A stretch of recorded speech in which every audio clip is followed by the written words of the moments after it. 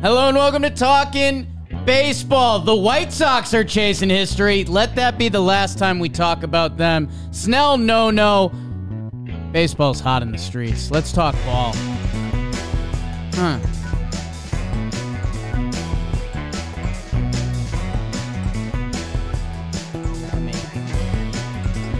Gotta look the batter in the eyes.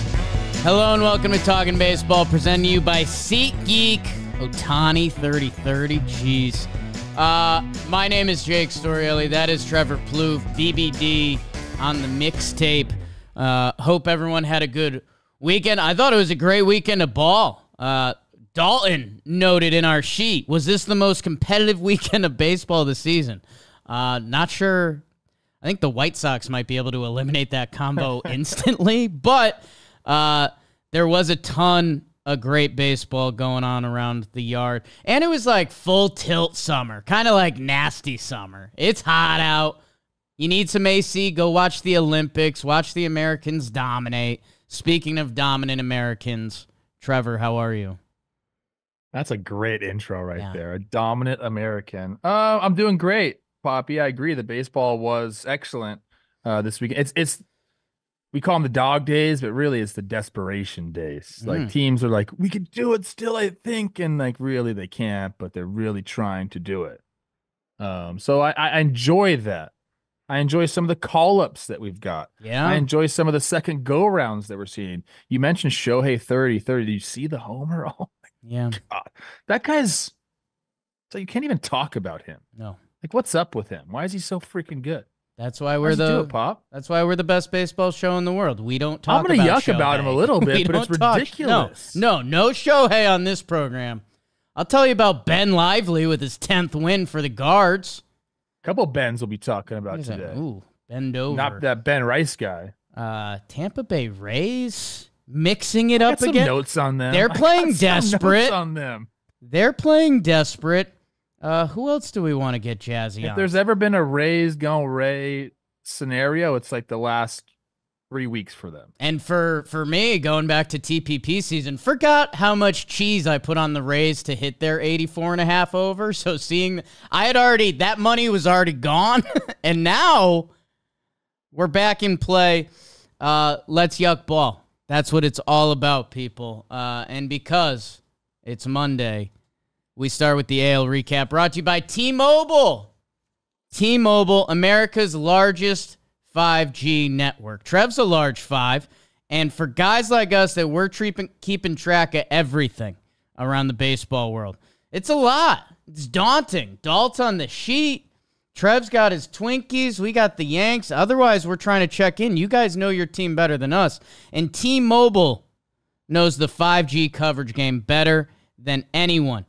So if you're keeping up with ball while you're on the summer go, T-Mobile's the best way to do it. Listen to podcasts, watch your team play, or even go to T-Mobile.com/coverage. Stay connected to your team, home and away. Click the link in the description.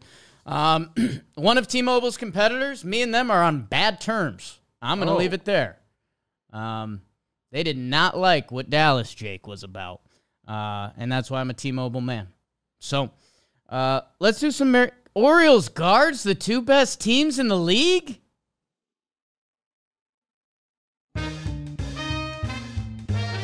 Wrong. The Guardians and the Orioles, they split 4. The Guard Dogs took the first 2. Ben Lively, first pitcher for them with 10 wins. Trev's fishing buddy, I think I have that right. No, that's someone else. That's Cole Irvin, who got DFA'd by the Orioles. Anyways, the Orioles came back. They won the next 2 games. Zeflin and then Corbin Burns, although it's not a Corbin Burns stat line, because Gunnar and Jackson Holiday. Oh, good time to be a Birds fan, ain't it? These 2 teams end up splitting 4. Eloy's hitting for the Orioles. That's obvious. And Cleveland, Josh Naylor with a couple big boy games. I don't want that to be forgotten. But a 4-game split, yeah. Yanks are back, Trev. You know it. They take 2 out of 3 from the Toronto Blue Jays. Stroman and Gossman get hit around. Vladdy was nuts throughout this whole series. He might be auditioning for new teams come this offseason. Aaron Judge is not, but all he does is homer. 41, Trev, it's early August. Soto's pretty good, and a DJ LeMahieu extra innings walk-off. Why not us? Yanks are back. Houston Astros. Hey, here's our new party trick. Yusei Kikuchi gives up 2 runs on the first 2 batters of the game, but then that was it, because he punched 11 tickets, including 8 in a row. Some in the water down there. But there's always something in the Rays water. They take game 2. Josh Lowe balls out. So does Brandon Lau. And then a 1-0 getaway day. Tyler Alexander as the bulk man after Biggie Smalls open. Eric Getty, my guy. He was fantastic. 12 strikeouts of his own. But a 1-0 win as Tampa continues to get back into this season. The Phillies are still struggling, and part of that is credit to the Seattle Mariners. They rolled them in Game 1. That fun Tyler Phillips story, he gets rocked around the yard. Victor Robles, little comeback story for Seattle there. And then they take the next game in extras. Mitch Haniger playing well in the second half of the season. Randy with a couple hits. Polanco with a couple hits. But they get shut down by Zach Wheeler, 8 innings clean. And then Bryce Harper with a big day at the office. He had been in a bad funk. Let's see if that sparks them. Seattle, we're going to see where they are in Trevor Plouffe's standings. It's like Jake Storielli on top. The Red Sox and the Rangers played 3. Red Sox win the bread games. They're back in it after they win 11-6 and 7-2. Bad series to be a starting pitcher. Good series to be Wilyer Abreu. Couple big boy days at the office, including a 2-homer day to round it off. Texas did win that middle game. Heim, Duran, Tavares, all with multi-hit days. Sox kid, they hold serve with the surging Tampa Bay Rays. The Royals take 3 out of 4 from the Detroit Tigers because they handle their business in the Central. That's what they do. Seth Lugo and Cole Rygans, they're getting it done on the bump. And you know who's doing it offensively for them? It's always Bobby Witt, but also a Pasquatch 2-homer day. Salvi getting his ticket punched and complimenting the pitcher on his way out. Why not? He did that with Scooble, but otherwise he was hitting as well. Tigers won the 3rd game because Trev's guy, Jim Leland, told them to fucking win a game. So they did. Otherwise, they lost them all. Mets and Halos played 3, and the Mets, they drop a series to the Angels, including the final pitch. Ben Joyce, the pitch heard around the world. 104.7, 103.7, my goodness. Fun game, back and forth on that final day. Jose Soriano, I feel like he always gives a good start. Where are the numbers at on the year? Mets won that first game. Alonso 2-run jobber. Paul Blackburn in his first start, sure. And the Minnesota Twins swept the White Sox. Royce Lewis is back. He goes oppo easy, and the White Sox, they just lose 20 in a row, Trev. And that's what happened in the American League. You're the best, Poppy. You, Shohei, and Aaron Judge. Just on top. I actually haven't seen you guys in the same room, but that would be cool if you guys were in the same room. One day. Be different levels and whatever. We're all good. Do you want the standings? Need them. Yeah, I need them. We're doing the AL. That's what you just read from the sheet. I'm going to start out west, though, because as you mentioned, you're a top. Yeah. And Seattle is a top. The AL West leading by 1 game over the Houston Astros. Seattle 59 and 54. Houston 57 and 54. And then the Rangers 53 and 59. They're 5.5 games back, about 9 games back of the wild card. They got to get it going quick. Part of it's desperation season for the Rangers. The Angels 49 and 63, Oakland 46 and 67. In the Central, Cleveland continues to lead 67 and 44. Yes, that's the best record in the American League. Minnesota 4.5 games behind them at 62 and 48. The Kansas City Royals 63 and 50. Tigers 53 and 60. And the White Sox just 60 games under 500, Jake, at 27 and 87. And my goodness, Ozzie Guillen and the post-game show are just having the most fun. Everybody else that's a White Sox fan or employed by the White Sox not having fun. No. But that post-game show, they're having a great time. And out east, the Yankees and the Orioles tied at the top, 67 and 46 apiece. Boston, 6.5 games back. Both of those teams at 59 and 51. The Rays, like you mentioned, 3 games over 500, 57 and 54. And then Toronto is just falling off, 51 and 61. That's 10 games under 500, Jake. And in the wild card, it's either Baltimore or the Yankees with the first wild card spot. Then my Twins behind them, and the Royals still occupying the third spot in the wild card standings with Boston 2.5 games back besides them. And then it's Houston and Tampa 5 games back. And as I mentioned, the Rangers 9.5 games back. Poppy, those are the standings in the American League.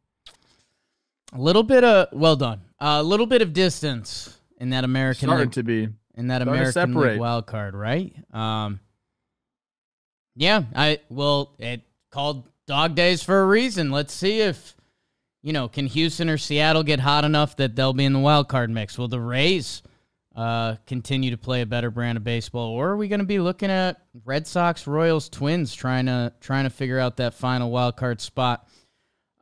Let's start out. Hey, it's the 2 best teams with the 2 best records in the American League.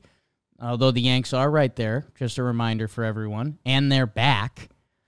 Love that for you guys. But it's 2 stories. It's 2 stories here. The Guardians hold serve, and they've continued to have like the best record for a while now. And when do we stop being skeptical? And it's like you hear, I've been hammering Ben Lively for his 10-game wins, and that should be a good thing. But I think people put that into like a negative column for the Guard Dogs as well. And then imagine if you're Ben Lively and everyone's like, Ben Lively's your best pitcher. It's like, yeah, like I'm actually pitching good though. Like, what's your Ben Lively story? You guys were just same we're team? Teammates. Yeah, minor league teammates, man. Okay. We had a great time in Philly together. And yes, he owns a fishing charter business. I've never been fishing with him. Okay. Lane Thomas doing some things for them, but on the other side, when you see Jackson Holiday come back up, and he has been killing it. And that combination up the middle is what they dreamed of before the season. Adley kind of went into a funk a little bit. He has a couple big hits in this series that I guess the Orioles formula showed, while some Guardians people still don't believe in their formula. It's dramatic. Who doesn't believe in the Guardians formula anymore? It's been too long, people. You got to believe in this team. Hitting with runners in scoring position. David Fry, who was excellent for them at the beginning of the season, he's like been struggling big time. Since June, I got his numbers. Pop, you want him? Yeah. 225, 293, 310 slug for a 603 OPS. He only had 1 homer and 11 runs driven in, including this series with this homer. That's his first homer in 47 games. So a guy that was, kind of almost not carrying their offense was a big part of why they got off to this start. He's been struggling. If he starts to come back around, any semblance of what he was before, I mean, the Guardians have, 4 or 5 hitters that are just kind of going and they can carry that team. So you talk about the offense. Oh, we don't know what they're going to do, but they can get you with speed. They can get you with some power. The starting pitching is interesting and they're going to have to figure that out. But I mean, they have the bullpen to get it done. And that's just kind of been their MO. Trevor Rogers for the Orioles gets kind of knocked around.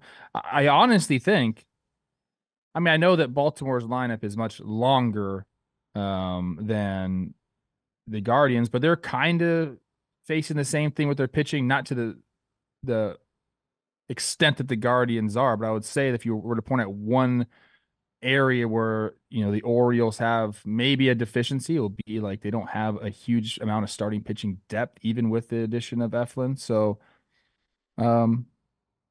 these are 2 good teams. These teams if we saw them matched up in the playoffs, the series would go something like this. Yeah.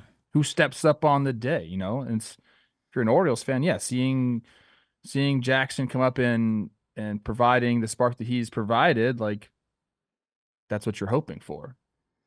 Kobe Mayo gets called up. He's playing some third base for them. So you've got a 20-year-old second baseman, a 22-year-old third baseman, a 22-year-old shortstop, or excuse me, 23 now. Gunnar had his birthday, so sorry about that. Colton Cowser, who got off to a hot start, and then he ended up in a little bit of funk. He's been going off for them recently. He's got a hit streak going. Just lost the number. Good shit, Jake. You mentioned the starting pitching, and Eflin has given them exactly what they're going to ask for Eflin. Their bullpen feels a little deeper. Soto had a bad day at the office, and Soto had a good day at the office. I think it's going to be an exciting time. Like, this August is when the dead teams start to die a little more, right? Like, you just traded pieces away. The season's over. I think they said it well on the Yankees broadcast. They were like, the Blue Jays want to win this game. The Yankees need to win this game.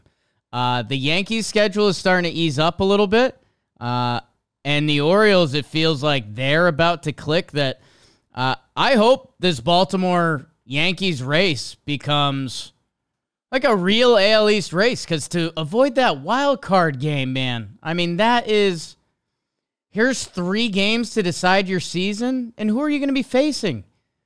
Like, I don't know. Is Houston going to sneak in? Do you want to play 3 against them to decide your season?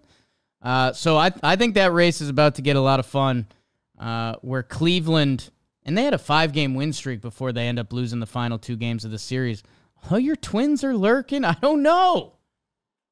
Yeah, I mean, between Jose Ramirez and Josh Naylor, I mean, Jose Ramirez has 29 homers, 93 runs driven in. Naylor's like 20-something with 80 runs driven in. And again, like, we're just at the beginning of July. They're both of them are going to be 30 and 100 guys. Like, I just don't think people give the Guardians offense enough credit, essentially. And again, they can kind of beat you in a bunch of different ways. And I'll never get over the fact that Bo Naylor and Josh Naylor are just hammering it out on the same team. Right? Together. How awesome is that?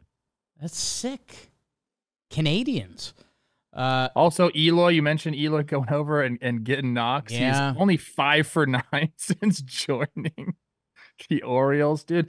We're probably talking about Kopech in a little bit, but like, if you were performing poorly on the White Sox, but like you had like potential and maybe some, a good track record, you got out of the bad situation. You probably feel like the weight of the world is lifted off your shoulders, dude. Oh, we're going to a winning ball club? Whoa, cool. That's what they're saying. Like? That's the message. 60 games under 500, bro. 60. 20 in a row.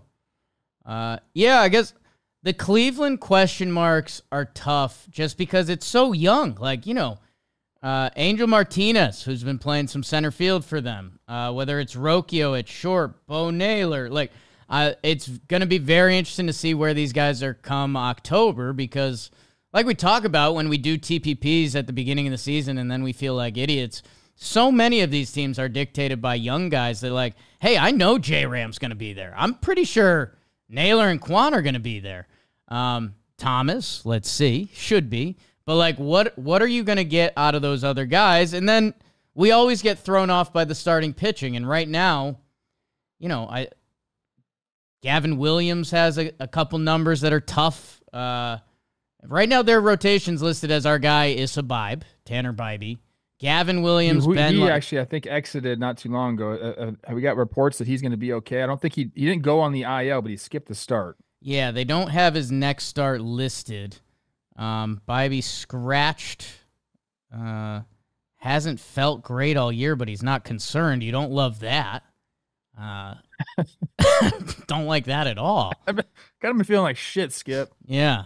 I felt bad all year. But they still got that bullpen.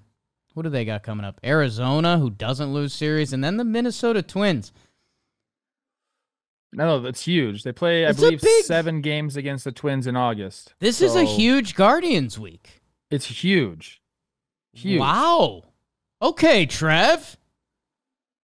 The Central is the talking point of all of baseball, Jake, if you didn't know. Yeah, because they have a team that's lost 20 straight games.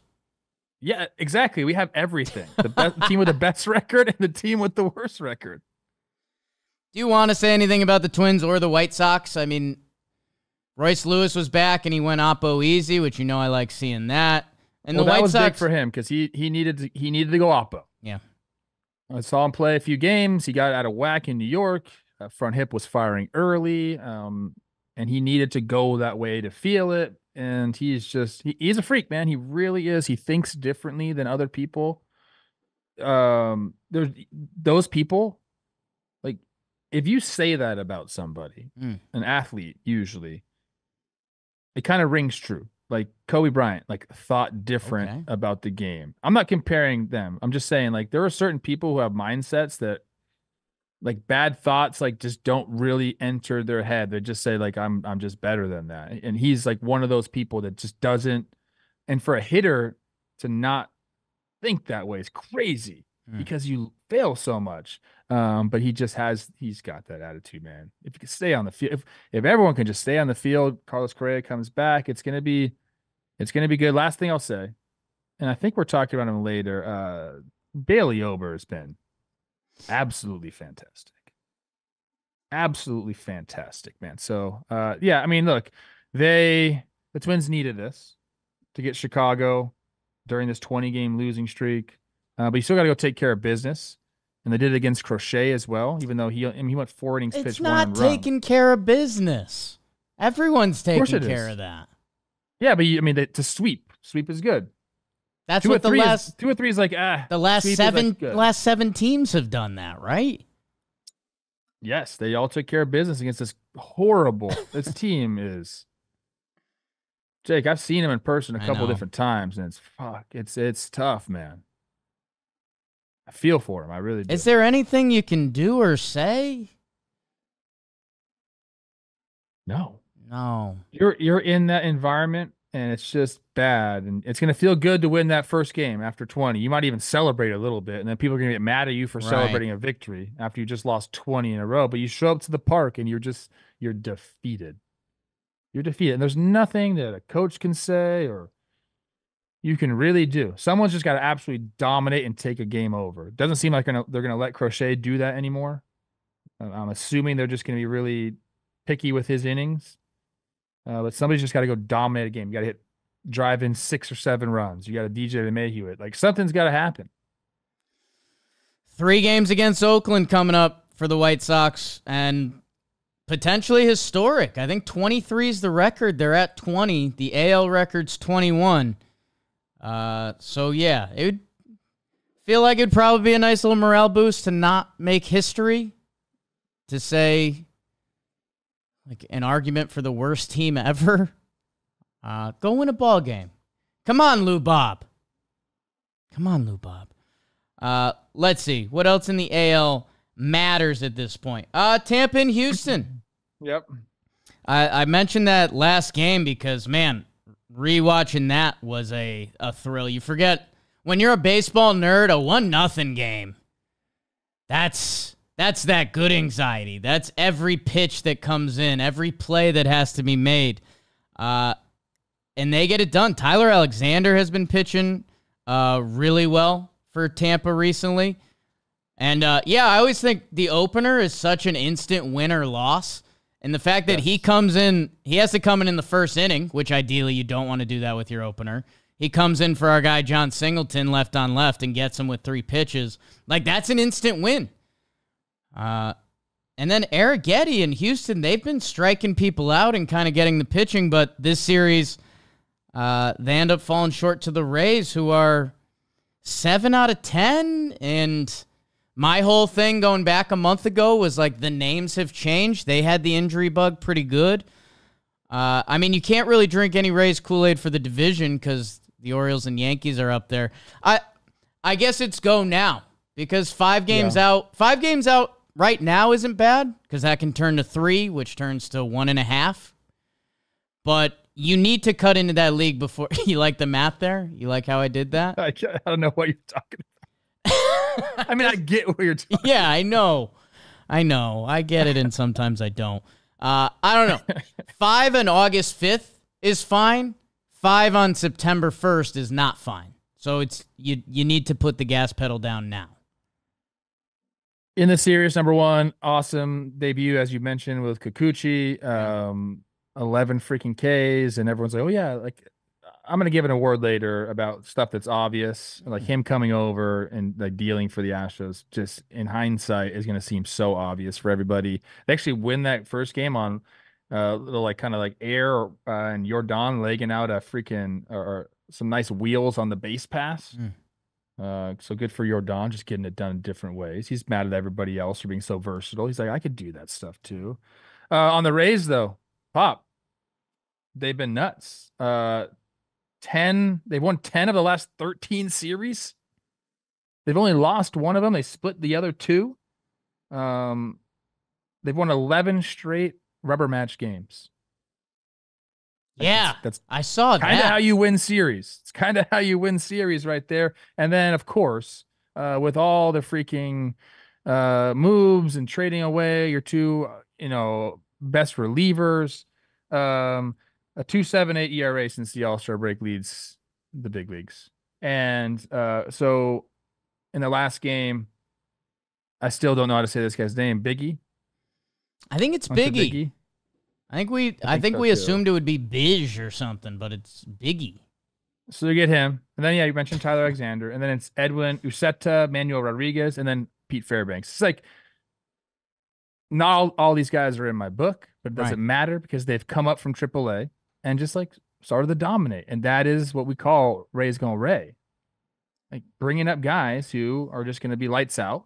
What did they used to call them back like 2 years ago? Like an octopus. Oh, the clock?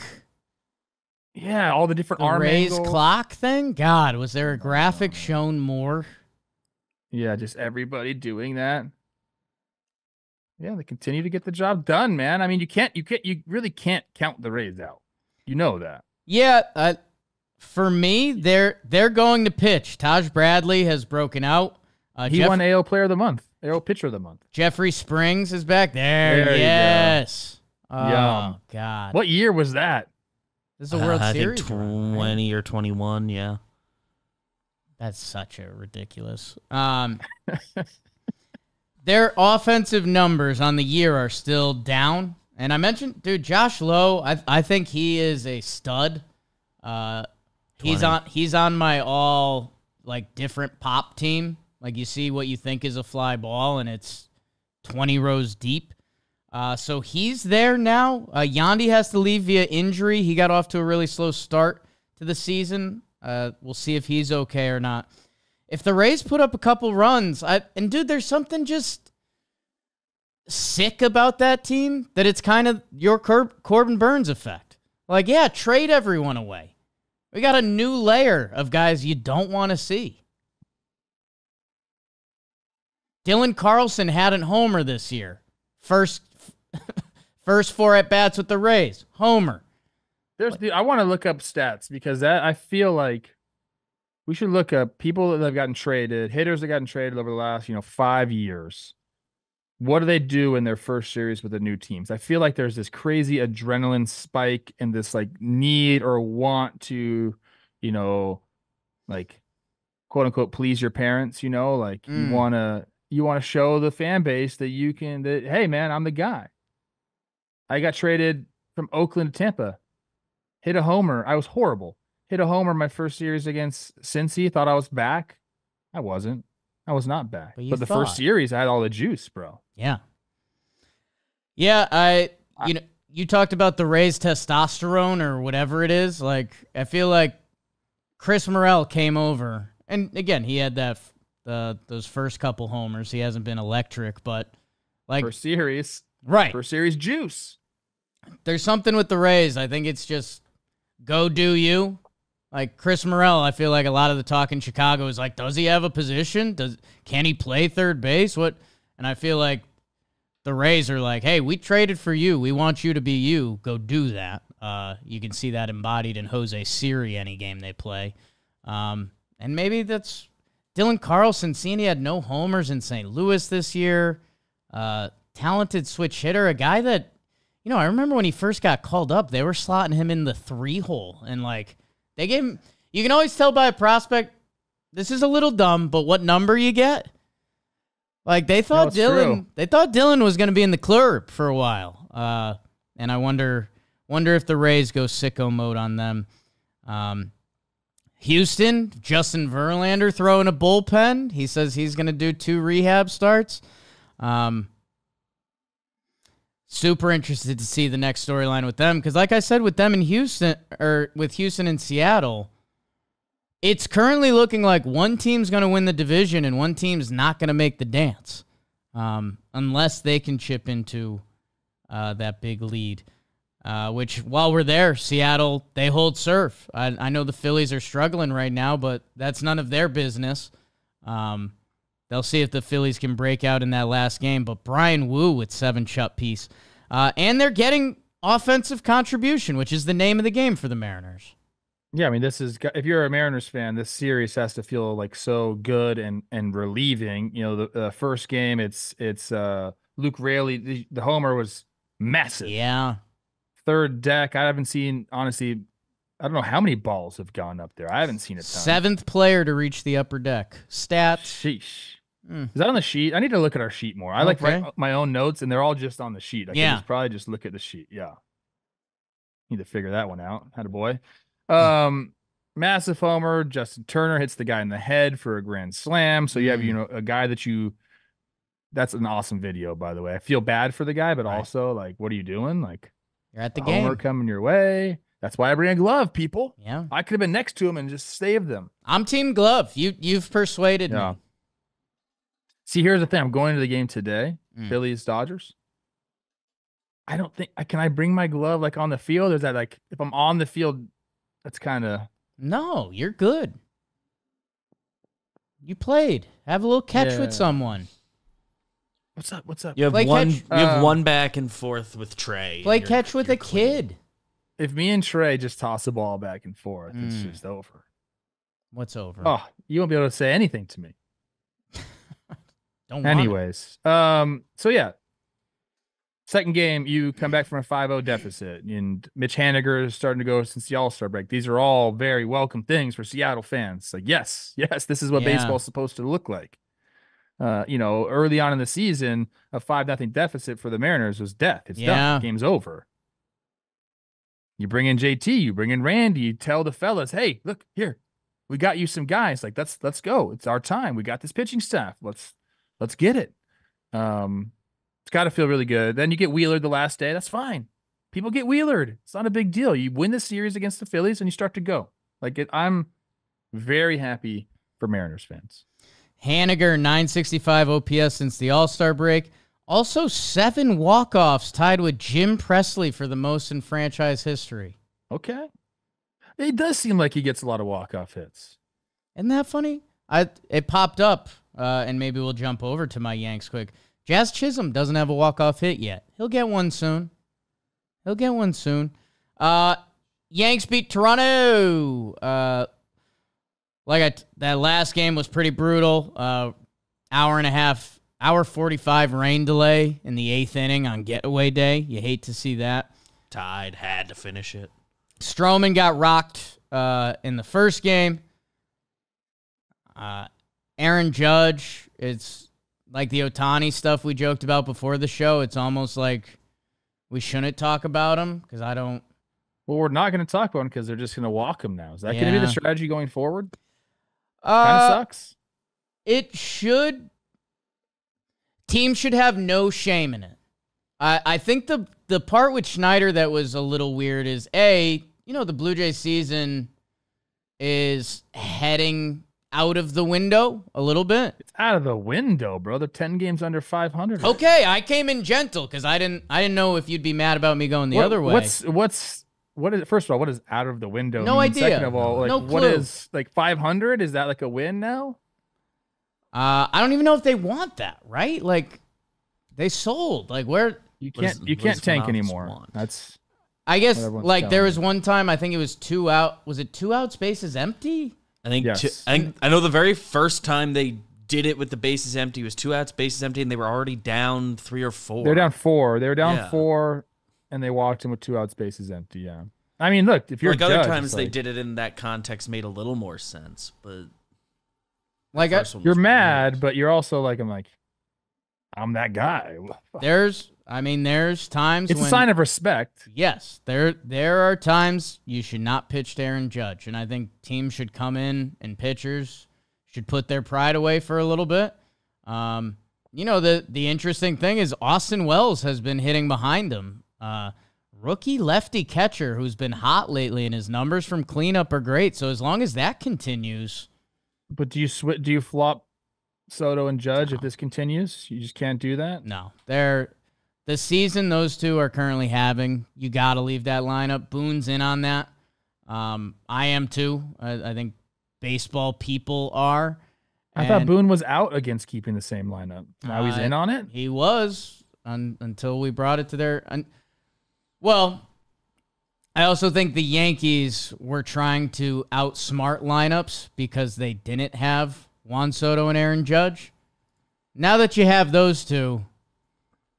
This year they've treated batting order very differently than it feels like the prior years. Those two can do anything they want. I don't mean to rain on the parade of the Yankees a little that? bit, but Stroman since June 6th. Yeah. 10 games started, 6.32 ERA, 6.21 FIP, 9.19 OPS against. Has it looked as bad as the numbers are? Yeah, the sinker velo is down. It's tough for any non-velo pitcher these days when you're getting hit. He's got like no strikeouts. Yeah, his sinker, I think it's like 88, 89, and it's not sinking too much. So he's really trying to nibble, and it's tough right now. Him and Nestor have been up against it a little bit. We'll see. Mark Leiter Jr., who they added to the bullpen that we weren't super jazzed up about, we're a little more jazzed up about. Fun pitcher, a not velo guy in the beautiful way. A lot of curves. The splitter's gross. That the Yanks needed help in that bullpen, and they're dude. The brand of baseball just feels so much better, so much better. Let's see. Wrapping up in the AL, Trevor Goof. Red Sox win a series. Royals win a series. Mets and Halos, no thanks. Red Sox have a gauntlet coming up. 2 series wins versus Seattle and now Texas, but they go to Kansas City, then they play Houston and Texas. So the Texas showdown at home. Then they go at Baltimore for 4, at Houston for 3. Then it's Arizona coming into town as well. Like, this is kind of make or break time for Boston. Were they sitting 2.5 back? I said 2.5 back to the wild card. Yep. The Royals. I mean, and I guess that is the conversation because that's the team they're currently chasing down. Royals have seemed to lock in again, although I think they're 500 against non-Central teams, and they're dominating the Central, which, hey, that's, like you said, Trev, the Central has everything. And I think you're talking about a Royals guy later, and I'm talking about a Red Sox guy later? Yeah. Wow. We are. Look at that. New York Mets, a little bit of what is you doing, baby? Just saying. Yeah. A really, really good team. I've been forcing you down. I've been telling a lot of people, this team is really good. Yeah. See them do it in person. Can't be losing series to the Angels right now. You just can't. Little West Coast trip can always be tricky. And Ben Joyce throws hard. So, analytics. Trev, let's do a little National League. It's brought to you by SeatGeek. Wow. Our friends over at SeatGeek. The baseball season is in full swing. And maybe, Trev showing off his seat and the fact he can lift it up. That looks like a nice seat. Yeah, little pillow. That leather? It's leather, yeah. I got a little pillow under my butt. Hey, maybe your team traded for a new guy. Go check them out. Maybe your team traded away guys and you got some prospects up. Go check them out. Maybe tickets are cheap because your team's out of it. Sometimes that's the best time to go to the stadium. Get some good seats, and maybe they'll even be 10% off with code TALKIN10 off any SeatGeek tickets. Download the SeatGeek app. Green means good. Red means not so good. Yellow in the middle. So pretty standard. And code TALKIN10, whether you've used the code or not with SeatGeek, you'll get 10% off your next order. Go check that out. While we check out what happened in the National League. And man, those Chicago Cubbies, do they have some fight, Trev? They take 3 out of 4 from the Cardinals. Could have been 4 out of 4 if they had some better defense in that third game. The Cubs have dominated the Cardinals this year. Eric Fetty makes his Cardinals debut. 5 innings, 5 earned. Tough. We don't love that for him. But, man, they came back in that first game. They've knocked around Ryan Helsley all year. Our guy Pete Crow Armstrong keeps stealing bases and doesn't get caught. That's good for them. And Mike Talkman, every time his wife visits the OBGYN, he homers. So, did I add a letter in there? Cubs, they take 3 out of 4. Maybe we'll talk about that. Maybe you just turned it off. Braves and Marlins split 2. After the Braves win the first 2, they get the good juice going again. A little win streak. Charlie Morton salting them away. Arcia starting to bang for them. Miami comes back. They knock around our guy Max Fried. He can't get through 4. Xavier Adwards slapdicking it all over the yard. Jake, how's your burger? With the big homer. Fish, split them up. Braves kind of not out of the woods yet. Team that is out of the woods, the Arizona Diamondbacks. I tried to tell people they haven't lost a series in their last 10. 9-0-1, and that improves after they took down the Pittsburgh Pirates. They even survived Skeens Day. Dramatic game. Jock Peterson goes Oppo Taco off a Holderman after he went in the drink earlier in the series. That guy, man. Josh Bell, how's your 2 homers? Welcome to the team. Also the fastest pitch homered on in the TrackMan era or whatever it is. Pittsburgh won that middle game. Joey Bart continues to do it with Brian Reynolds as well. AJ Puck saves the day in that final game, literally. Coming in, punching O'Neill Cruz's ticket. He had a 5-hit game. Some good baseball. How about that? Pittsburgh and Arizona, you never know. Dodgers, they take 2 out of 3 from the Oakland Athletics after they won that first game. Miguel Andujar with 3 hits. Brent Rooker obviously hits a homer because that's all he does. Dodgers, they win the next 2. Jack Flaherty, 6 innings shut in his Dodger debut. They put up 10 runs there. And then Kike and Cavan, sure, they do enough for the Dodgers to win the series against the Athletics. The San Francisco Giants take down the Cincinnati Reds. Blake Snell, how's your no-no? 9 innings pitched, 0 hits, 0 earned runs, 3 walks, 11 Ks. He kept some receipts, and he let the people know. He's been shoving recently. Reds, they win that second game. Tyler Stevenson, great series to be named Tyler. Stevenson hits 2 homers in that second game. Tyler Fitzgerald is basically homering in every game he plays, including the last game that they win 8-2. Robbie Rai, he's back twirling it for San Francisco. San Francisco just needs like a 200-game season, and I think we'd be more into them. San Diego, they take 2 out of 3 from the rock pile. A little pitcher's duel in Game 2. Tanner Gordon and Martin Perez. Sneaky trade ad by San Diego. The Padres. Dude, Trev, your guy, Brent Doyle, he cannot be stopped. But that's all we're talking about with the Rockies, because Higgy has been balling out behind the dish. Profar, Crone Zone, Machado, all with multiple hits. Xander Bogaerts has been balling since his IL return. And the San Diego Padres keep winning games. Finally, in the National League, the Nationals take 2 out of 3 from the Brew Crew. Okay. Mitchell Parker with a nice start. Travis Blankenhorn, BBD's Travis Blankenhorn. And James Wood just kind of doesn't get out. That's a nice feature. Brewers have sneaky dropped their last 3 series. And that's what happened in the National League. You're snakes, man. Okay, snakes. Yeah. Big time. We're going to start out west, Jake, with these standings. The Dodgers lead. Only down to 4.5 out there, Jake. They're 65 and 47. The Padres, who we compared to Katie Ledecky, because they're not treading water. They're swinging very quickly. They're 4.5 games back, 61 and 52. The Snakes right behind them at 60 and 52, 5 games back of the division. The Giants 1 game under 500 at 56 and 57, and then your Rockies 41 and 72. And the Central, Milwaukee still maintaining a 5.5 game lead, 62 and 49. The Cardinals 57 and 55, so only 2 games over 500.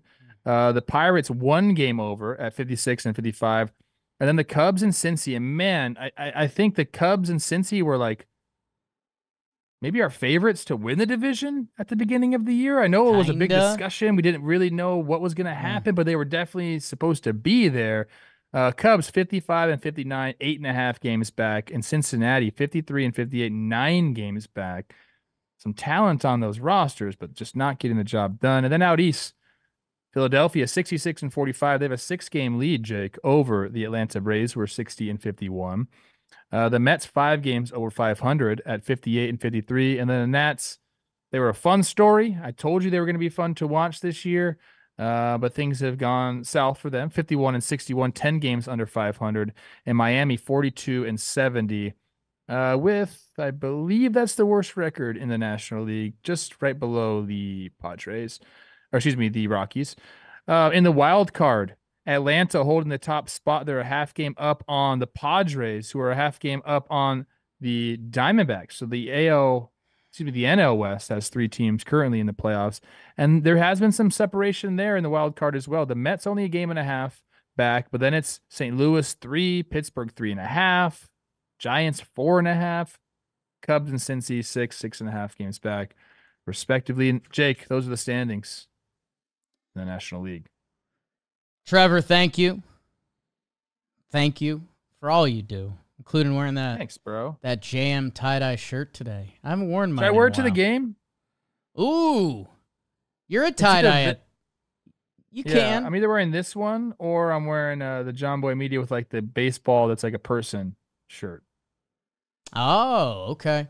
Man, both hit different tones for you. Feel it out. I'm going this one. I think I'm going to go this one just all day. Yeah. Save the earth, bro. Don't need to wear 2 shirts. We've only got one planet, you know? I forgot That's how... not true. There's so many planets out there. There's so many planets out there, dude. Here we go. The possibilities are kind of infinite for how many planets there really are out there. Simulation time. You know what? Screw it. I want to start with my D-backs. Oh. Last year's National League champions, people forget. Really clicking. Man, Ketel Marte has entered the MVP chat? Question mark? I mean, more on him later. It's Shohei season. Any opportunity... Well, A, we talk about trade pieces and feeling the impact. Hey, Josh Bell, who is this... For free. For free, basically. What did they give up for Josh Bell? You gotta pay that, man. Here's 2 home runs in his Diamondbacks debut. Didn't they just claim him off waivers? Come over.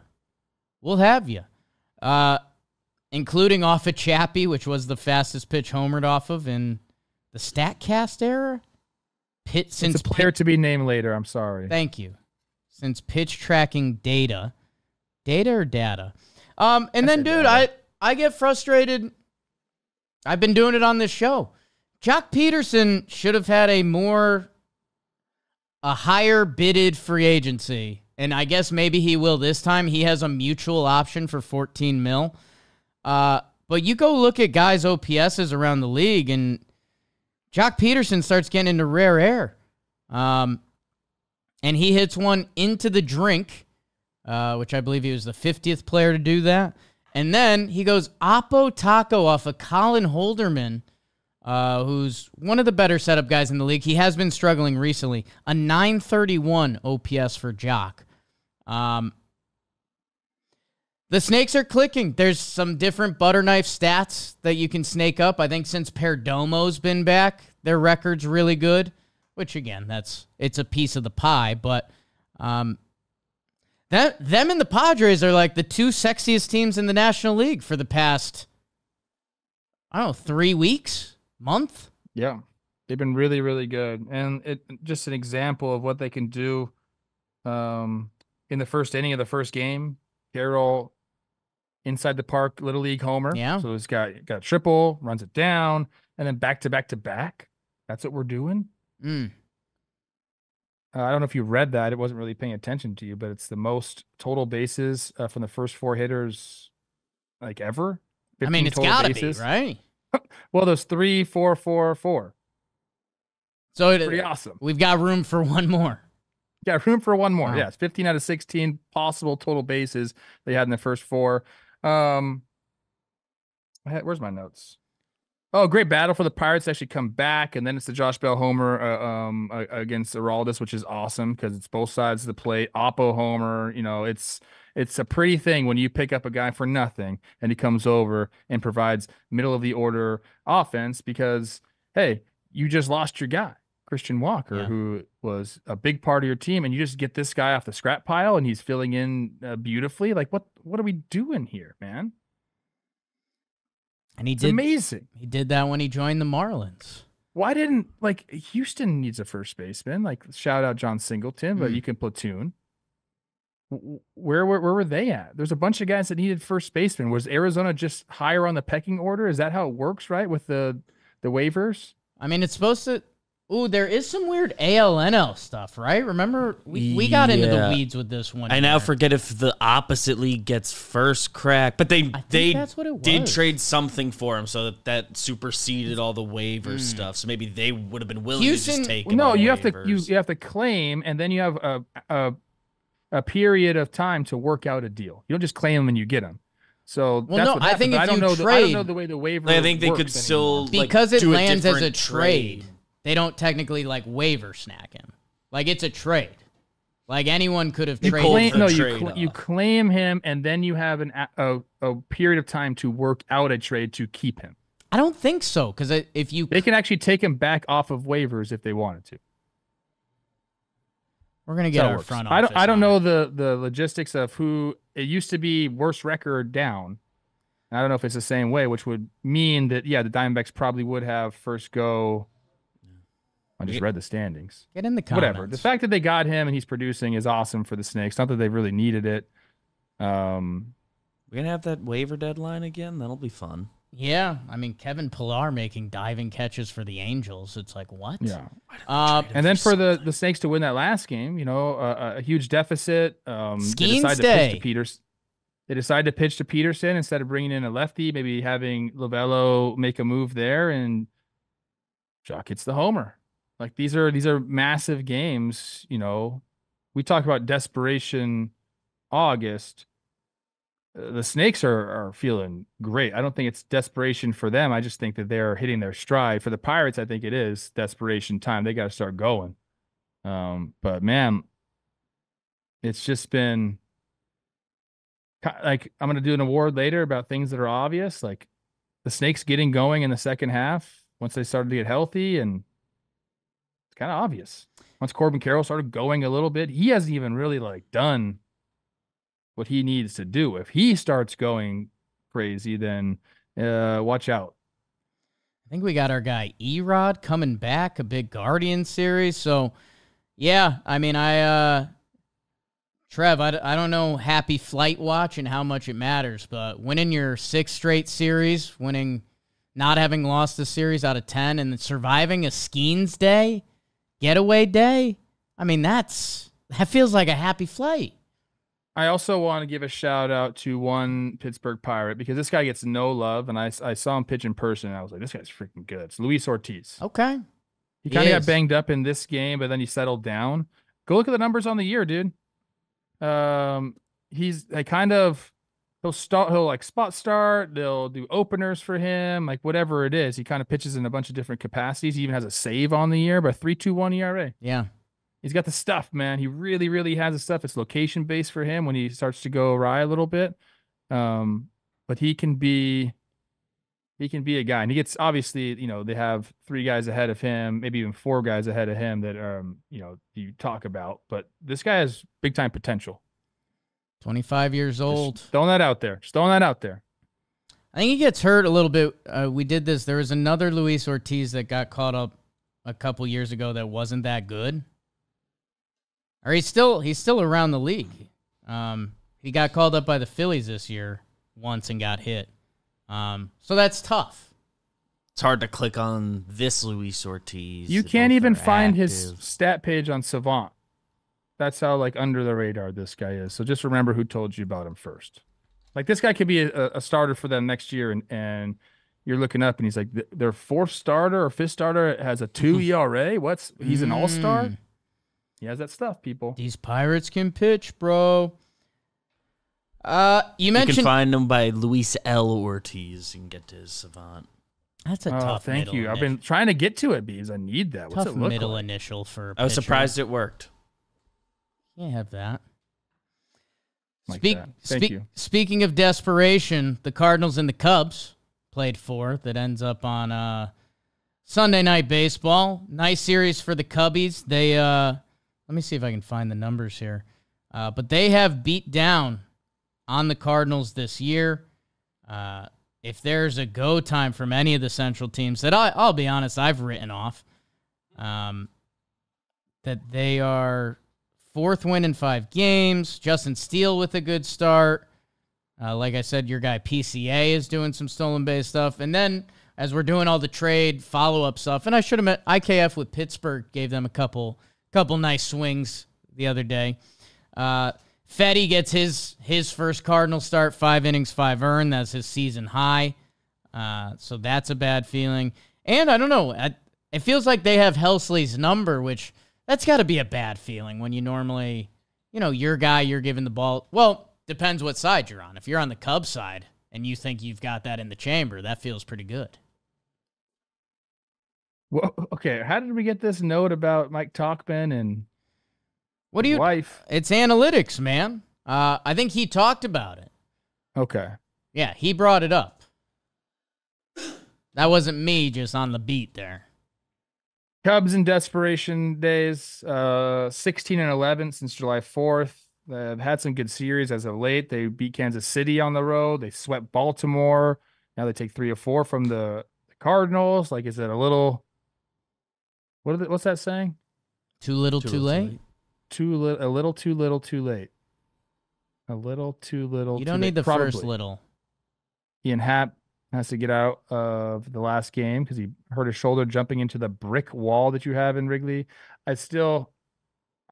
We can keep the ivy, can't we? Just like throw a pad behind there. I'd like to think so. Ivy, I think, can grow on anything. I don't think it has to be brick. We can know that. How about we paint the wall, the pads, like brick? Oh. I'm just saying. I mean, we don't have to have a brick wall, people. Just saying. Did they pad the bottom of the Green Monster? They didn't. No. We should probably do that too. Yeah. Just throwing it out there. Why not? Okay. What are we doing? Okay. That's my analytics. The Green Monster hard? There's a little give to it, but yeah, it's hard. I mean, it's metal. It's like a metal sheet. There's a random ladder just like can't in the middle of it. The ladder's good. It's great. Let's get more ladders in baseball. What's going on there? It's mostly out of the way. Something funny could happen. Cubby's got the buzzsaw of your Twins coming up. I mean, Dansby's got to be on eggshells. His wife's playing for medals across the pond. Across the pond. You didn't say it in the right voice. Across the pond. There you go. Well, I was going to go French, and then, I don't know. My French accent gets offensive. What else you want in the NL, Trev? I'm a little doing what's matters right now, and I guess the Braves kind of looked like they were out of their swoon, and then dropping those final 2 games to Miami, and the fact that Fried comes back and he doesn't look sharp. Still a lot of questions in Atlanta, which is just surprising in August. I think I was looking at some of the old DraftKings numbers. I think they were minus 700 to win the NL East this year. Yes, and they're only a game and a half. I mean, yeah, they could be out of the playoff race at any given series now. I think that's the scariest part. Coming into July, they had a decent sized cushion in the wild card race, and now it's all but gone. And yeah, they have to go. They are going to, for the first time since I don't even know when, they're going to have to play games with, some feeling in August and September, games that will make or break a season.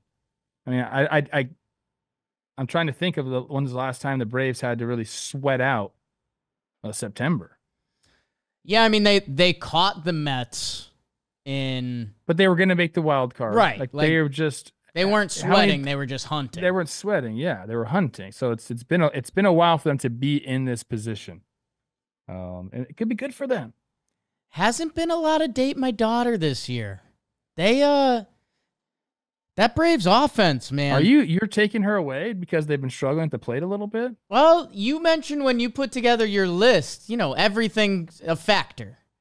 Everything's a factor. Age, looks, height, performance, contract. Everything's a factor. And right now, dude, the Braves offense 23rd in runs? The Atlanta Braves? Mm-hmm. That ain't right. That ain't right, man. Who do they got? They've got Milwaukee coming up, who Milwaukee is on a little cooler right now too. So that'll be one of those teams will walk away feeling pretty good. And then the Braves have a West Coast trip. So I don't know. That NL wild card, man. It's gonna be tight. Couple early months, it didn't look like that was gonna be anything. And now it's one of the stories of the season.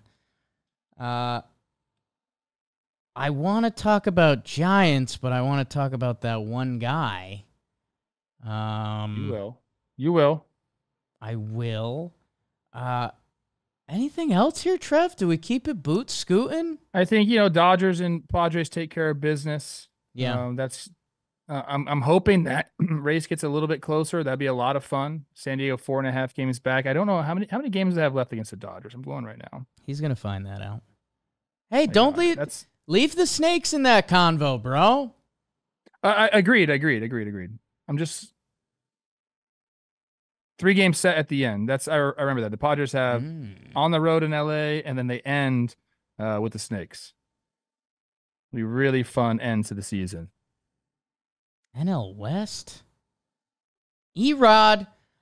Trev, let's get to the second half of the show, including standout performances. Standout performances are brought to you by our Dan Patrick partnership. How do you like that? John Boy Media and iHeart Podcasts have teamed up.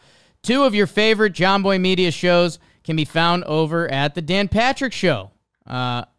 Wake and Jake, me and BBD, talking sports, a lot of ball. Jimmy's 3 Things have joined iHeart Podcast and the Dan Patrick Show family. And the best part, they still continue to be the same shows you know and love. This has been really exciting for us. We get to say we're partnered with Dan Patrick. He's introduced us to like a whole new audience, which is really cool. So thank you, Daniel, and go check that out. Who's your standout, Trev? My standout is, first of all, shout out Tyler Fitzgerald. I feel like we never mentioned him, and he just has like a 1 dot through 50 games. I love it. Nuts. You look good at shortstop. Love that for you. My standout, Jake, is going to, I think, one of your favorite players in the game, Ketel Marte. Yeah. Who on Friday had 2 homers against the Pirates, drove in 2 runs, so both solo shots there. But the numbers on the year are just exceptional. Silly. And a guy that can kind of do it all. 27 jacks. I didn't know he had that until I looked at the numbers. So the power's there. He's slugging 553. He's got a 919 OPS, an OPS plus of 156 plus. Jake, he's got 5.8 Baseball Reference WAR already this year. 77 runs driven in. Just really having an exceptional season, and that extension that he signed last year looks really, really good. 5 years, $76 million. So quick math, what is that? $13 million a year? No idea. Maybe a little bit more. That's not right. Just lost that one. He's a stud. Yeah, an absolute stud. I love watching him play. Again, he's can kind of play anywhere if need be, and can do anything on the field. And he's a switch hitter. So what are you gonna do?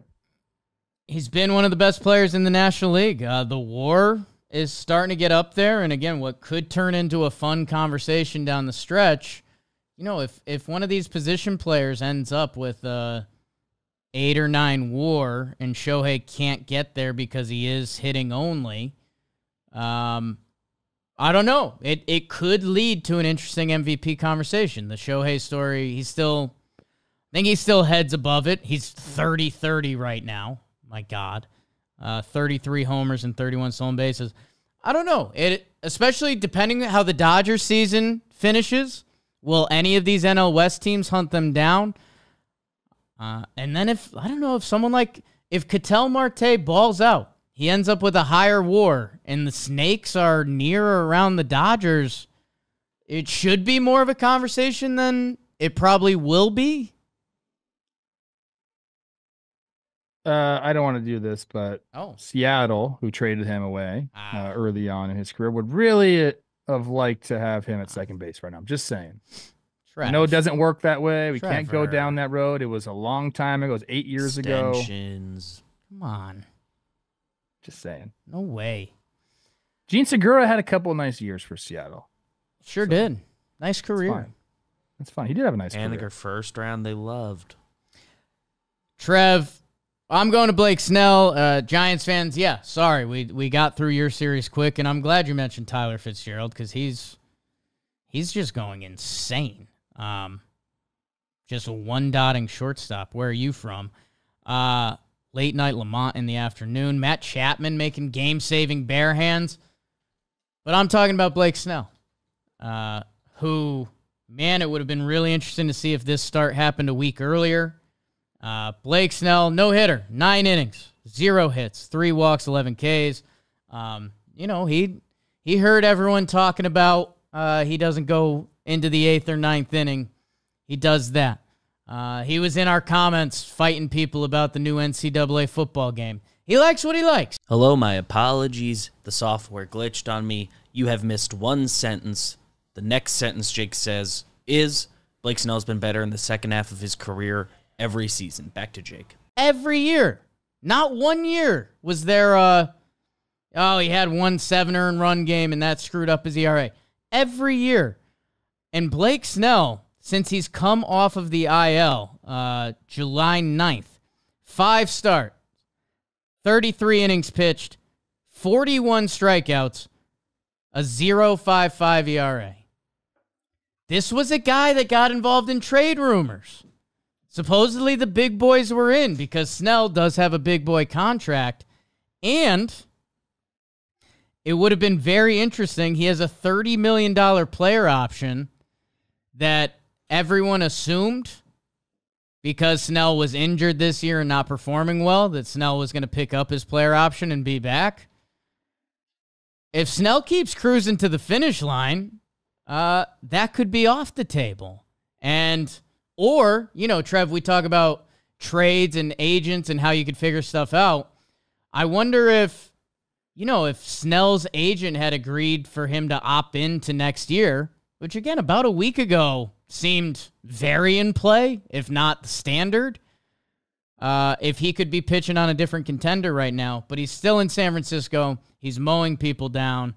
And no hitters. I mean, him and Cease in the same week, and that's where we kind of no hitters aren't as sexy as they kind of used to feel.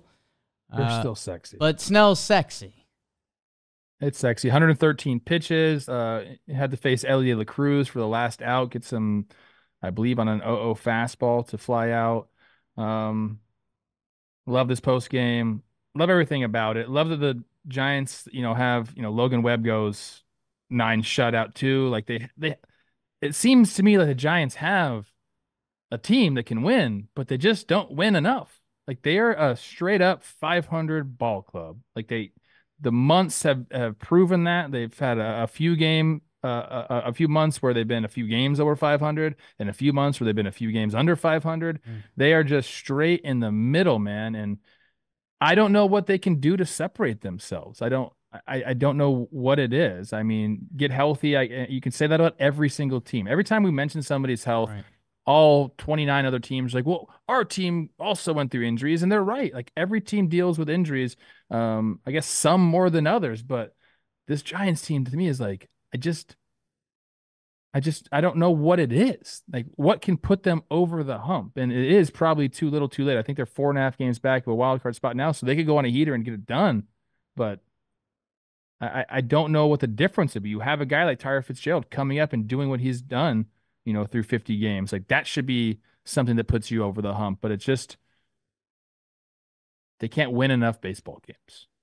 They've got a big case of the wrong division right now. Think about how much we oozed about the D-backs this episode. Think about how much Is that all it is? Think about how much we've oozed about the Padres the last couple episodes, and those teams are still a step below the Dodgers. It's tough. So they're 500 against San Diego and Arizona combined, obviously. Sure. They're 3-4 against Arizona, 4-3 against the Padres. Against the Dodgers, they're 4-9. So there's 5 L's right there. But I mean, I don't know. Yeah. Yeah, they're 10-3 against Colorado, so you can't talk about their division. I don't know, man. Like, I mean, I don't mean they're 2 games over 500 in their division. I don't mean actually facing those teams. I just mean in the standings. They're getting looking up, seeing 3 teams above you, and all 3 teams have, like, I wouldn't say the Dodgers have good momentum right now necessarily, but like they're expecting to get Mookie Betts back. Like we've talked everything with the Dodgers, and they are the Dodgers. They've been the class of the division while the Diamondbacks are surging, and so are the Padres. It's just, I don't know. And it also extra inning games are 5-5. 1-run games are 17-15. It's just all like, yeah.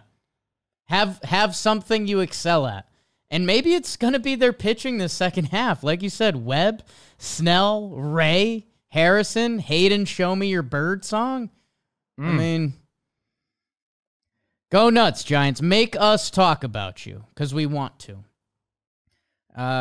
Trev, this was tough because, I mean, we could have talked about your guy Jack Flaherty's debut. Hunter Green with a great start for Cincinnati. His season numbers are very impressive. Gunner, always. Bly Madras in the Detroit win goes nuts. That's right. He's a big boy. Sure is. Rob Refsnyder, is he like the best player? You put a lefty on the mound, yes. Rob Refsnyder will smack you around the yard. Trev, can you do the best segment on our show? Dirt nasties on Fuego. That means I'm on fire, baby. Like Waco. And Fuego brought to you by Corona Extra. And we will have our Corona Extra player of the ep. But first, we're going to start out with a series in Fuego guy. That didn't make any sense. We're going to start out with a series, guys. Corey Seager in his series went 5 for 12 with 3 homers, 4 runs driven in for the 1.5. Anthony Volpe, what's up, dog? Post All-Star break, Anthony Volpe. It's what everyone's saying. 6 for 13 in the series against the Jays. 2 homers, 5 runs driven in, a stolen base, and 4 runs scored. He's hitting .359 with 5 homers, 12 runs driven in, 12 runs scored since the All-Star break. So good for him. Willie Castro, hey, struggling for a little bit. He's back. 6 for 14 in the series against the White Sox. A double, a home run, 7 runs driven in, 3 runs scored with a walk. All-Star Willie Castro, and also the Heart and Hustle Award winner for the Minnesota Twins. I voted for. Wow. I have a vote in that. You have a vote? Yeah. I voted for Willie. It's only for the Twins. I don't vote for anybody else. Who votes? I'm not really sure. Okay. Special people. For the week, Jake, Josh Naylor. You and him. Couple beers. Just like an empty room. What would happen? What would happen? Fight to the death, probably. 10 for 23 in the week. A double, 2 home runs, 8 runs driven in, 7 runs scored, 2 walks for the 1.2. How about Santiago Espinal of Cincinnati Reds? He went 9 for 18. That's a 500 average. 3 doubles, 2 homers, 3 runs driven in, and 2 stolen bases. How about Jackson Holiday? Yeah. Let's go. 7 for 18 on the call-up. A double, 2 home runs, 7 runs driven in, 5 runs scored, 2 walks. His first time he got called up, he was 2 for 34, Jake. 59 average. 59 average, excuse me.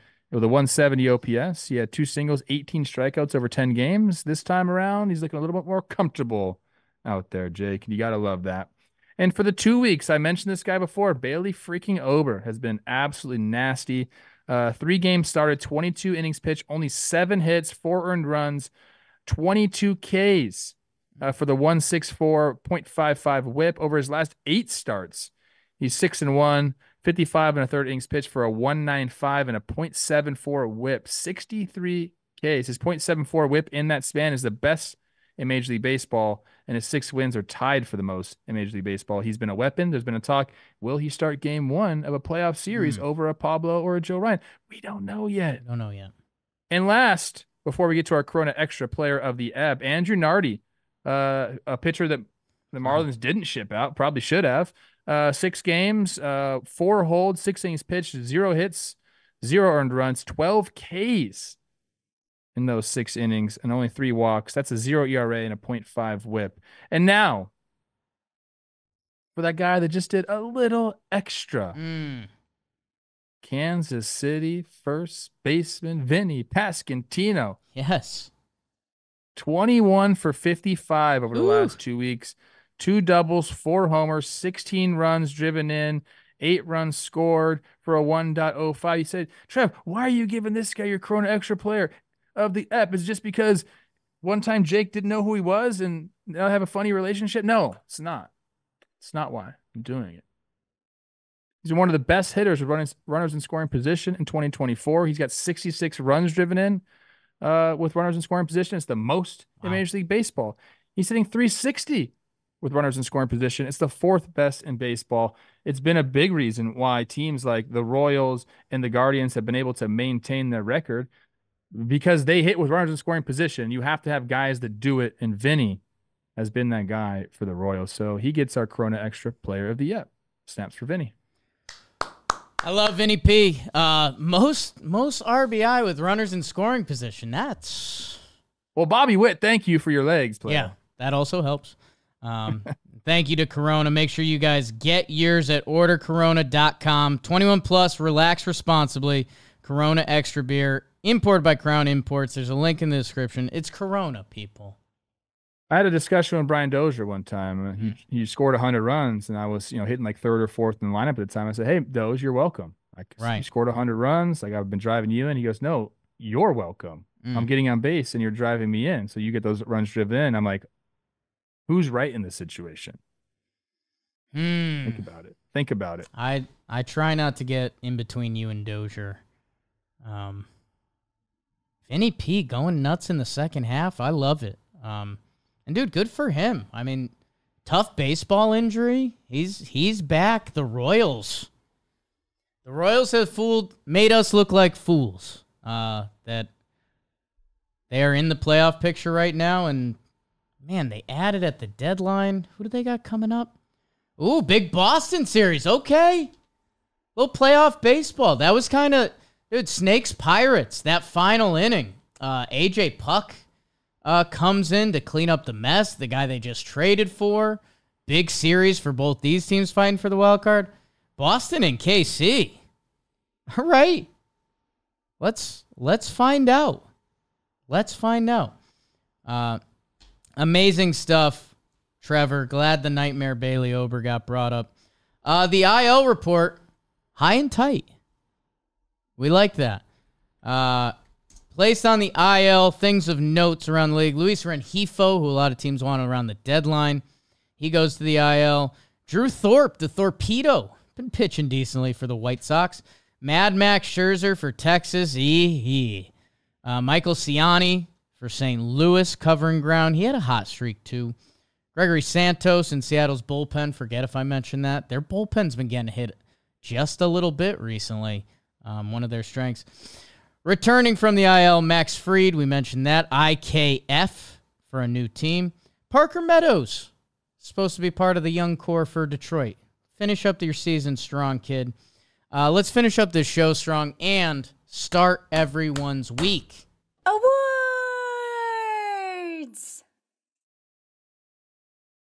Trev? Let me get my paper. Oh. I am giving out the stuff that just makes sense award. And sometimes, Jake, as you wander through this thing we call life, whether you believe we're here by divine intervention, whether you believe it's a simulation, there are just some things that you may not pay attention to, but then when they get brought to your attention, you're just like, oh, that just makes sense. I get that. I have a couple of them for you. I'm going to go high and tight with this, nothing too crazy. Do you know it's called metal because it's harder than rock music? Like metal It's just a little harder than rock music, so that's why they call it metal. That makes sense, right? Okay. I mean, once you explained it, at first I thought we were talking about just metal. Why metal was named metal. Yeah, I don't know why metal's I don't named know. metal. Don't get me started there. Yeah. Okay. The music metal. thing makes sense. I like that. Yeah, it's harder than rock. You really don't think about this, but this also makes sense. The division symbol, line, 2 dots. It's just a fraction, and the 2 dots are the numbers that you're supposed to plug in. Okay. So it's just the division symbol is just a fraction. That's how you do division. It's actually a fraction, whatever it is. That makes sense. The X doesn't make sense, I don't think. Is the X symbolic of something? Multiplication? It's just like it's just the addition sign turned to the side a little bit. So don't love that one. But the division symbol I'm into. Makes sense, right? Yeah. Okay. How about this one? I actually really like this one. The only part of your reflection that you can lick is your tongue. Interesting. Think about that one. It's all I'm going to be able to think about for a while. Go up to the mirror, try to lick your elbow. Right. You're just going to lick your tongue. If you lick your elbow, all right. All right. Okay. Not going to fight that. The last one I'm going to give you is that Hunter Fury's life is amazing, and that's because he's Guy Fieri's son. I sent you a picture of Guy Fieri hanging out at the Olympics. It's John Travolta. It's Sacha Baron Cohen. Yeah. Another chef, I think. And you commented on John Travolta's new look. You don't like it. He does seem like a villain now. He used to be a pretty boy. Right. Now he just looks like a villain. I guess that's the thing for me. Travolta's gone full head shave beard, which I don't know. I mean, it's a look, and I think it ages well. Like if you wear that look well, which Travolta, I think, is gonna. Like you can. He's like known for his hair, man. Right, that's what I'm saying. And like, there's so many like good fake hair solutions these days that I would have assumed Travolta would go that way, but. All right, so let's get to the meat of the award. Who's gonna get this things that are obvious award? Go try to lick your reflection. I'm just saying. Hope everyone tries that today. Things that are obvious are that Ben Joyce is becoming a dominant reliever for the Angels. That's when you really think about it, it's obvious. Since June 14th, Jake, that's 18 games, 22 and 2/3 innings pitched. He's given 8 hits and no earned runs, 20 Ks. That's an ERA of 0, a batting average of 110, slugging percentage of 123 for an OPS of 368. Why is it so obvious, Trev? Well, his fastball velo is the 100th percentile. He throws the ball very, very hard. He's got extension. It's a weird arm angle. It just makes sense that this guy was going to figure it out. He's 23 years old. Everyone remembered him from Tennessee, making his debut. Obviously, he's going to be a little bit wild with his pitches. And before, he really was only throwing a 4-seam fastball. It makes sense that in today's day and age, Jake, they would tinker a little bit with pitch mix, with arm slot, with mechanics to get this guy loaded up. So as much as we're focused on a Mason Miller and maybe even a Yohan Duran, like this guy is of the same ilk. And for a while, we just really haven't talked about him. He's on the Angels. I get that, but he got his first save. And now I think the bandwagon is open. Jump on it with me if you want. It's very obvious that this guy was going to be good. What did he change? Well, last year he threw almost 80% of his pitches as a 4-seamer. He just was trying to throw it by people. And the Angels were like, hey, guess what everyone's doing now? It's cutting edge. They're throwing a sinker. So now he throws 43% of his pitches as a 4-seam fastball and 36% of them as a sinker. So just make it move a little bit. That his average velocity on his sinker is 97 miles an hour. The average velocity on his fastball, 4-seam fastball, 102. Seems like that guy's going to be a good pitcher at the big level. He got rid of his sweeper, which I love. He's out on the sweeper. So cutting edge technology says sweepers are out, sinkers are in. Love that for everybody. Throwing his slider 18% of the time. He's got a changeup he throws every once in a while. But this guy is going to be a lockdown reliever. And how many chances is he going to get for saves with the Angels over the next couple of years? I don't know, man. He's probably not going to rack up those numbers. but his savant page is going to light it up.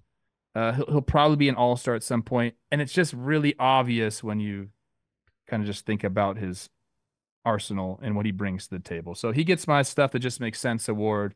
Ben Joyce going to be one of the better relievers in all of baseball next year. I like it, Trev. Long way to get there for Huge, but I like it. I'm gonna try to lick myself later. Not opposed to most Eves. No, man. We like trying to highlight the players of the game, and dude, how cool is it? Haven't been a ton of exciting Angels A's series, but if I told you you're going to a game or you're gonna watch it in the 9th inning, there's a good chance next year you're gonna see one of the best closers in baseball. It's pretty sick. You're going to see a guy throw harder than you've probably ever seen a guy throw. That's cool. Good little AL West rubbish. Yes. And, dude, we've also seen teams form. Baseball moves quick that, having a nice closer, another guy clicks in the bullpen. Now you've got a good bullpen. Now, hey, we're scoring a couple runs.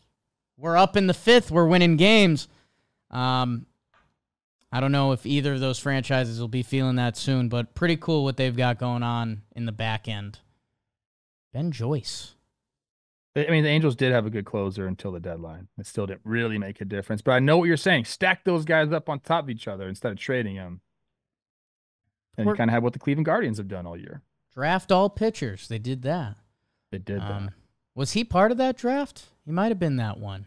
He might have been, yeah. And I don't know. I had him up. What round was he drafted in? 3rd round out of Tennessee. And I believe there's some funny business with his background. Like him and his brother were just like, hey, let's just like try to throw as hard as we can. Like, who cares? Like, that's what we're going to do. And here we go. 6'5", 225, throwing missiles from a weird arm angle. It's obvious. It just makes sense, Jake. Just makes sense. Trev, I'm kind of going the same, but different. I'm going with the higher power award. And it's a little bit of a double entendre because I'm going with my guy on the Red Sox, Wilyer Abreu. I mentioned him on the way through. Sox fans, you're probably mad I didn't talk about him more up to this point. There's probably people who already commented. These guys. Our guy Wilyer, he's been going off the past few games. 5 for 11, 3 homers, 7 RBI. A part of that finishes with a 2-homer game yesterday, Sunday. And there's a couple things. First multi-homer game. First homer off a lefty. Boston's been protecting him in the platoon pretty significantly as a lefty hitter. And they cut to him, and he's kind of bawling his eyes out on the field. It turned out he had a grandparent pass away before the game. And, they interviewed Cora afterwards, and he's like, yeah, it was something we kind of knew that they were in bad health, but I don't think he told the team. I don't think he wanted to put that on the team so that when they saw him crying and break down, they were like, oh, damn, like that's something's up there. And, yeah, his grandparent had passed. And, I don't know. We see a lot of dumb stuff happen in this game. Sometimes maybe we draw too many things or we want to point at something, but pretty nuts that on the day that happens, that Wilyer Abreu, who also, go check out the stat page, has been nothing but good at the major league level. I think 131 OPS plus. He did a little bit of that in his sampling last year. I think he's a top 5 rookie of the year guy. To have that happen, first multi-homer game, first homer off a lefty. Some stuff can't fully be explained, but it'll be a memory forever. And good for young Wilyer. I guess sad, but good for young Wilyer. I love watching that dude play baseball. From the first time I saw him make, I think there was a week where he made like 2 or 3 just crazy diving catches out there in a very difficult right field to play in Fenway. And I was like, who is this guy? Then you look at his batting stats, like, okay, this guy's getting it done. You look at, he's got, 100th percentile arm strength from the outfield as well. Like he's running and diving into the stands. he's just been like an excellent ball player. One of the reasons the Red Sox are, still in contention is guys like him having years like they've had. So I love that for him. Definitely sorry about that. We have had some other instances of that. So if you believe in that thing, which I kind of do, remember D. Gordon with the homer after Jose Fernandez, Tyler Skaggs, the Angels threw a combined no-hitter the first game back in Anaheim after he passed. Like there are some things. My grandpa passed away. On my mom's side, my grandpa passed away the next day at my first ever career Grand Slam. What's up? I don't know. Thanks, Grandpa Tom. Appreciate that. Thank you, Grandpa Tom. Thank you, everyone, for tuning in. We covered a lot today. A lot of ball, a little bit of religion, politics next episode. Actually, stock market. Our politics, all JM. That's right, people. It's Start August. lobbying in the comments. Jake sucks. Forgot we got all JM. It's getting down to it. The daisies are there for the taking. Bobby Witt. Gunner. And Joyce? No. Good year. Love you guys.